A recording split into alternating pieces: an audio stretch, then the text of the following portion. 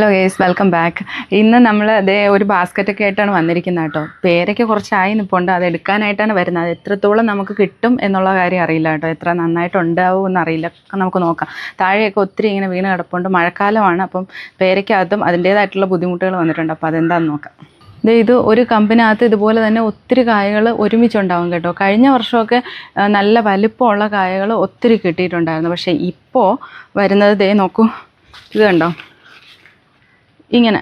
ഇത് ഒരു ജീവി, അത് ഞാൻ കാണിച്ചു തരാം, ഒരു പ്രാണിയാണ് കേട്ടോ. ഇത് ഇവിടെ നോക്കിയാൽ അറിയാം, ഈ പേരയിലൊക്കെ ഇരിപ്പുണ്ട്. ഇത് ആ കായ്ക്കകത്തിരുന്ന് മൊത്തം അതിൻ്റെ നീര് ഊറ്റി കുടിക്കും കേട്ടോ. അപ്പോഴേക്കും പേരയുടെ കളർ കണ്ടോ, ഇങ്ങനെ ആവും. ഇത് എത്രത്തോളം നന്നാവും എന്നറിയില്ല കേട്ടോ. അതുപോലെ തന്നെ അതിങ്ങനെ ചീത്തയായി പോകുന്നുണ്ട്.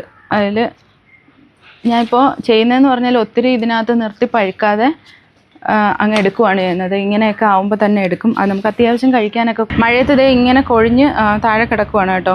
ഇന്നലെ രാത്രി നല്ല മഴയുണ്ടായിരുന്നു, ആ സമയത്ത് കൊഴിഞ്ഞതാണ്. ഇവിടെ താഴെയൊക്കെ ഉണ്ട്. അതിന് നമുക്ക് ഉപയോഗിക്കാൻ കൊള്ളില്ല കേട്ടോ. അതുപോലെ കുറച്ചധികം കൊഴിഞ്ഞു പോവും. വിളവെടുക്കാൻ വലിയ ബാസ്ക്കറ്റൊക്കെ ആയിട്ട് വന്ന് എനിക്ക് കിട്ടിയത് ആകെ 2 എണ്ണം കേട്ടോ. അതിനകത്ത് ഒരെണ്ണം കേടുള്ളതാണ്. അപ്പോൾ ആർക്കെങ്കിലും ഇതിനൊരു എന്തെങ്കിലും പരിഹാരം അറിയാമെങ്കിൽ ഒന്ന് പറഞ്ഞു തന്നാൽ വളരെ നന്നായിരിക്കും. കാരണം എന്ന് പറഞ്ഞാൽ ഇത്രയും കേട് വന്ന് പോവല്ലേ, നമുക്ക് യൂസ് ചെയ്യാൻ പറ്റാതെ ആയി പോവുകയാണ്. ഒരു പേരമരം നട്ടുപിടിപ്പിച്ചിട്ട് നമുക്ക് അത്യാവശ്യം നല്ല വിളവ് കിട്ടിക്കൊണ്ടിരുന്നതാണ്.